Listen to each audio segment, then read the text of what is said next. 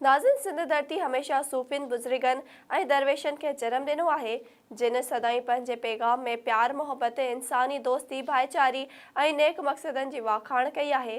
रोहिड़ी में दरगाह हज़रत सैयद सदरुद्दीन शाह रिज़वियल नक़वी जो सालियानो 744हों उर्स जूं तक़रीबूं शुरू थी वयूं आहिनि। इन हवाले सां अचो त ॾिसूं था सखर मां असांजे रिपोर्टर एडी जी ही रिपोर्ट। सिंध धरती हमेशा सूफ़िन बुज़ुर्गन ऐं दरवेशनि खे पे जनम ॾिनो आहे जिन सदाईं प्यार मोहब्बत प्रीत सान्याहा ऐं सचाईअ जी प्रचार खे आम कयो आहे।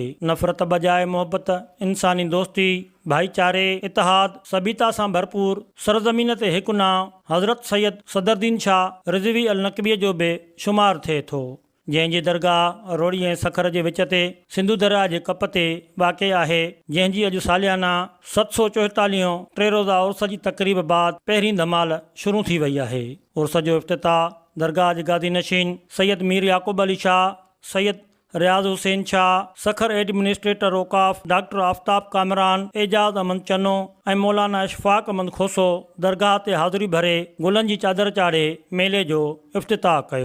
दरगाहुनि ते दर्स ई दर्स आहे साईं। दरगाहूं ही जेके बादशाह आया आहिनि पंहिंजो हिननि मोहबत जो दर्स ॾिनो आहे, इल्म जो दर्स ॾिनो अथऊं, इख़लाक़ जो दर्स ॾिनो अथऊं।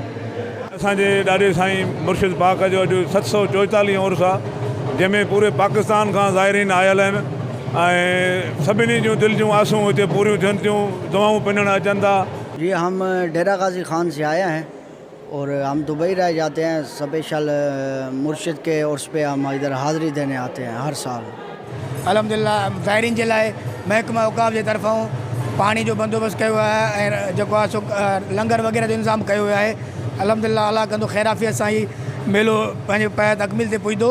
जंहिंखां पोइ मुल्क जे कुंड कुर्श खां पांधीअड़ा पहुचणु शुरू थी विया। दरगाह जे अहाते में मुख़्तलिफ़ क़िस्मनि जा स्टॉल लॻाए बाज़ार सजाई वई, जितां माण्हुनि ख़रीदारी करे ख़ूब इंजॉय कयो। होॾां अण वणंदड़ वाक़े खे मुंहुं ॾियण लाइ सखर लाॻापियल इंतिज़ामिया पारां दरगाह जे दाख़िली रस्तनि ते शवाक थोड़ू गेट लॻाए माण्हुनि खां तलाशी वरिती पई वञे ऐं 32 ॻुझूं CCTV कैमराऊं नसब करे मॉनिटरिंग सेल क़ाइमु कयो वियो आहे। कैमरामैन अनवर हुसैन ख़ासकेलीअ सां एडी घुञो, SS न्यूज़ सखर।